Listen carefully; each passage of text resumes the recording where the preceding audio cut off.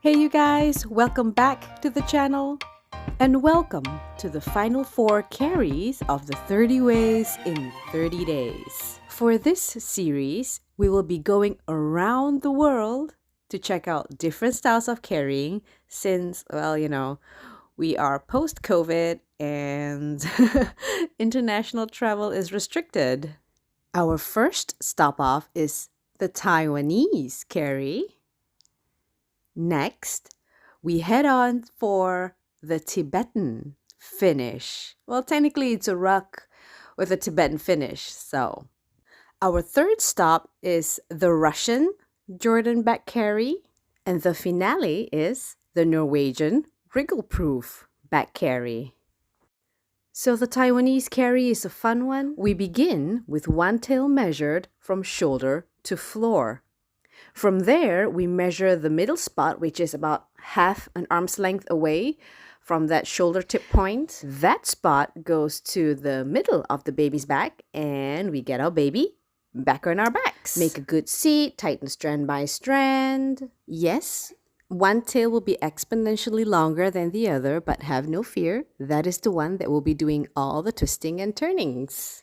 So we secure the short tail in between our legs, like kapit nicely, and off we go. Then we make our first pass, which is a poppins pass. Yay, revision! The difference with this is that instead of flipping it back horizontally across the baby's back, we flip it up over our shoulder and diagonally across the baby's back.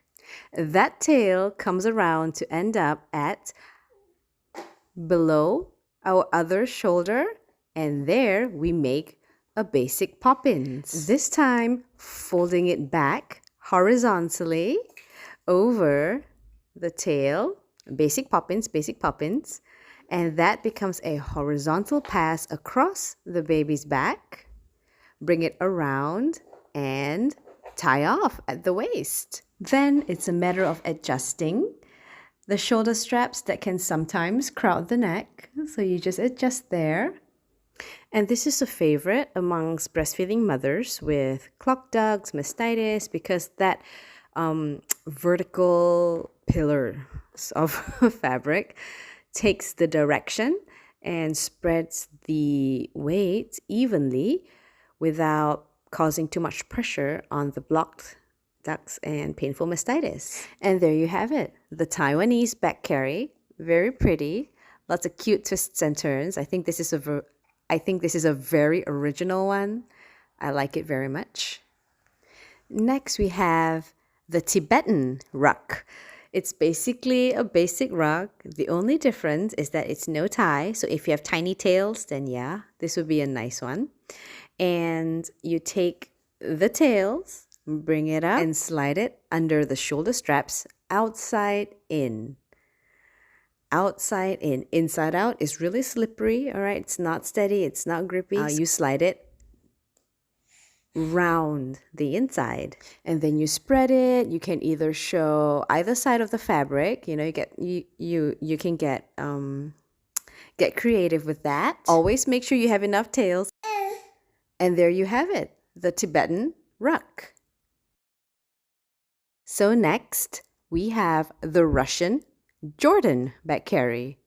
We begin with a Jordan pass, which becomes like a waist pass for extra support on the waist. Bring that tail round back, and then you cross it diagonally up across the baby's back, spreading the fabric, and you will end up with that tail above the shoulder.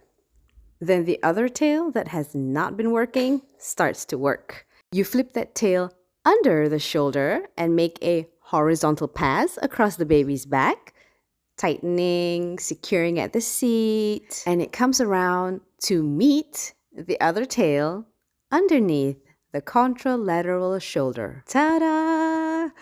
All those passes all work together and come together beautifully. And yes, I have measured this one somewhat off the off. I've got one exponentially long tail, but hey, it gives me some flair. So what you can do is you can tie off at that shoulder. You can also do a candy cane chest belt if you have nice equal tails. Candy cane chest belt and bring it across that shoulder girdle. Or you can just bring that single long strap across for a Tibetan tuck finish. And that would be pretty too. So this is a very nice one. You have a triple layer support in your back carry. You have two diagonals, you have one horizontal. Yes, baby. And the weight is supported with two shoulder straps and a waist belt. Yeah, I love that waist belt. It gives me like this snatched waist. And I have two gorgeous tails that I can flip and flare all around the place, on drab days, on baby food stain days, on mommy t-shirt and short days. Yeah, this is a fun one on such days to boost the mood. You can actually get away with doing this carry in a base -2. You just have shorter tails. Last but not least, we have the Norwegian wriggle-proof back carry.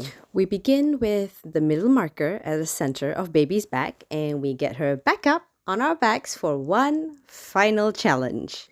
We begin by taking one tail under the shoulder and across the baby's back as the first, reinforcing back pass. We bring that first tail above the contralateral shoulder and we do a little switcheroo here.